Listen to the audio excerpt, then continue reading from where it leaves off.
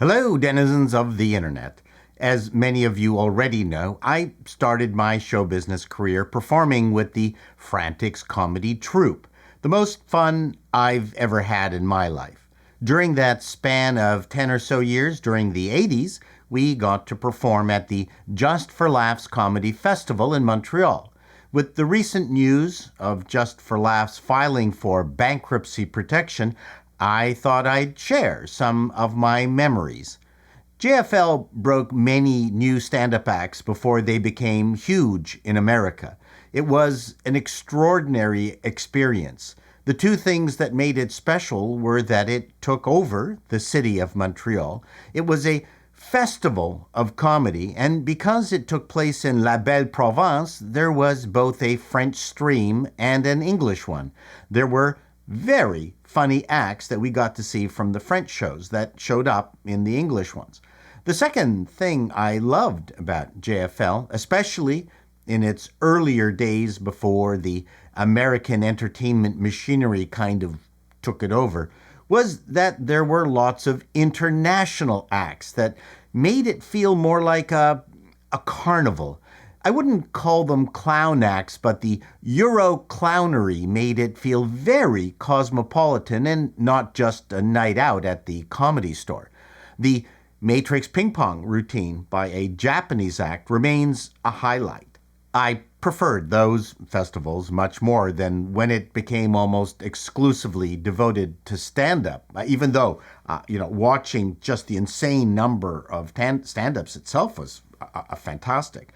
I think the stand-ups themselves enjoyed the eclectic nature of JFL, but the lure of getting seen by David Letterman's scouts was also a powerful incentive for management to concentrate on attracting American dealmakers. If you had a great main stage set, you would almost be guaranteed to be inundated by talent agents wanting to sign you. I believe Ray Romano credits Just for Laughs for his Everyone Loves Raymond TV series. It became a gold rush for stand-ups. After the early 90s, the eclectic nature of JFL diminished, but it still remained a powerful force for growing and discovering stand-up comedians. My favorite memories include hanging out with the wonderful Emo Phillips. The one time I had lunch with him, he would try out jokes on me endlessly. The one I recall was, "My ex-girlfriend was beautiful from the top of her head to the tag on her toe." Then he would immediately dismiss the gag as being not funny. I told him it was funny. Stand-ups are generally insecure. Bobcat Goldthwait was a special find, an American who tossed his prepared act and riffed on Canadian politics like a demon. A really, really sweet person. John Candy hosted one year, and I hung out with him in the bar at the hotel. It was getting late, and I'm not much of a drinker. John didn't want to leave, and I'm not sure he even went back to his room because the next day he had completely lost his voice and croaked his way through the show. It was painful to watch. However, it was the same show Henny Youngman appeared on. That was an interesting story. I accompanied him in the limo from the airport. He was already quite well on in years. In the limo, he was very sad. All he would talk about was why are they still booking him? He didn't want to perform anymore. He was tired. He desperately missed his wife, who died not long before. But the funny thing was, and I'll always remember this, when they pushed him onto the stage, he lit up. A switch went on, and it was the Henny Youngman we all knew. Not just that, each act had a 5-minute time limit. The guy stayed on past 15 minutes. I think it was then that John Candy walked out on stage and grabbed Youngman's elbow and gestured him off the stage to thunderous applause. I also shared a limo with Chuck Jones, the legendary Looney Tunes animator. He had just some amazing stories. And since I have the entire Looney Tunes collection, it was a magical time for me.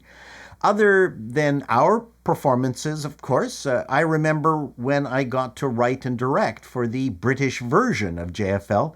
I worked with Graham Chapman, who was just the nicest guy. It was a bit where we went up to a room at the very top of the hotel.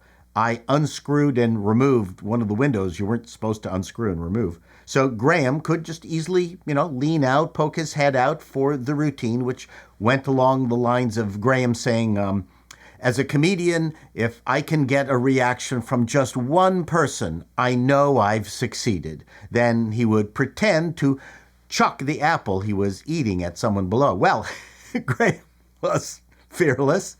He didn't just look out the window, but hiked his bum onto that very thin ledge of the window. And he was out there so far to the point that I was getting acrophobic. We rolled the camera. He did his line and then heaved the apple for real.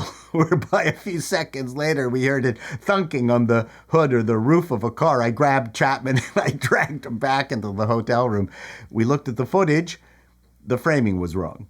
To his credit, Graham grabbed another apple, heaved himself back precariously on the precipice, and did the bit again perfectly, chucking the apple one more time as hard as he could. And this time he was really hanging out the window, now watching the apple hit the road. I think I heard some honking.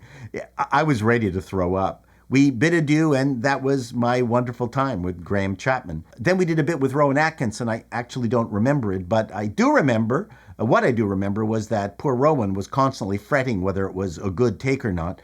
The man was so funny. Every take was great, but he didn't think it was funny. But that is the nature of comedians. We did a routine with Richard Belzer. That was hilarious. Jim Carrey hosted one show. I talked to him backstage and suggested that he would be a super host for the packaged TV version of the festival. He thought it was a great idea. I went to the folks who ran Just for Laughs and suggested that they sign Carrey up as the permanent TV host. Well, they didn't think he was well known enough. That was just before Ace Ventura: Pet Detective hit the theaters. Sometimes it's best to listen to the former network executive. Montreal needs Just for Laughs. Did the coof help kill it? Probably. But I'm pretty sure it will be back, and that's a good thing. So long, denizens. Be seeing you.